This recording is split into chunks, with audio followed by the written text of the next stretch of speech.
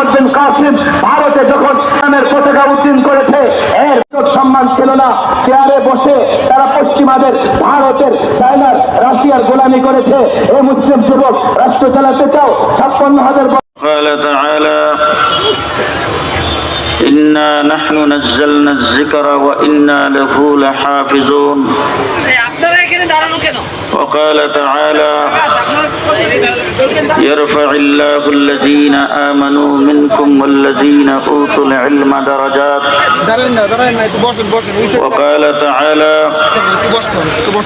ولا تهنوا ولا تحزنوا وأنتم الأعلون إن كنتم وقال عليه الصلاة والسلام أصحابي كالنجوم بأيهم اقتديتم اهتديتم وقال عليه الصلاة والسلام إن العلماء ورثة الأنبياء وقال عليه الصلاة والسلام গ্রহণ করেছেন। 2 নম্বর কথা বলতে চাই, কওমি মাদ্রাসার হুজুররা কত বছর বয়সে রিটায়ার করে? বলেন, কিছু আপনারাও বলেন আর কিছু আমি বলবো। কওমি মাদ্রাসা এটা বড় মর্মান্তিক এক অধ্যায়। এদেশের মানুষের উপর বর্বর হত্যাযজ্ঞ করল। 26শে মার্চ স্বাধীনতার ঘোষণা হলো। 1971-এর 26শে মার্চ থেকে 16ই ডিসেম্বর পর্যন্ত স্বাধীনতার সংগ্রামের পর, রক্তক্ষয়ী মুক্তিযুদ্ধের পর বাংলাদেশ স্বাধীন হলো। এই স্বাধীনতার পূর্ণ সময়টাই শেখ মুজিবুর রহমান সাহেব পশ্চিম পাকিস্তানিদের কাছে আবদ্ধ ছিলেন, আপ্যায়িত ছিলেন। তারা ওনাকে মুক্ত করে দিলেন। উনি মুক্ত হয়ে লন্ডন গেলেন। শ্রীমতী ইন্দিরা গান্ধীর সঙ্গে ওনার গল্প সল্প হলো, আলাপ আয়োজন হলো।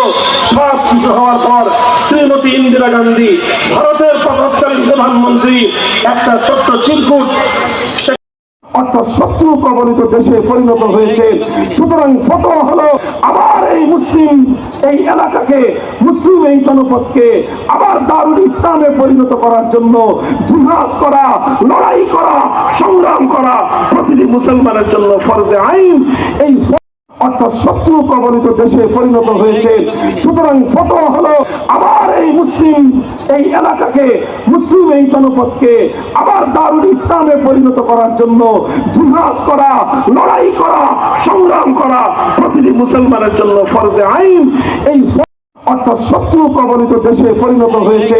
সুতরাং ফতোয়া হলো, আবার এই মুসলিম এই এলাকাকে, মুসলিম এই জনপদকে আবার দারুল ইসলামে পরিণত করার জন্য জিহাদ করা।